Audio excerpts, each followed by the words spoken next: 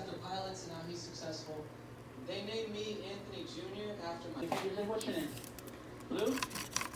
Lou, you ever married? You even fail?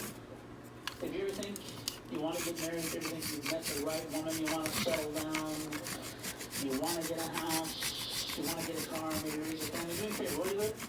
Remember this face.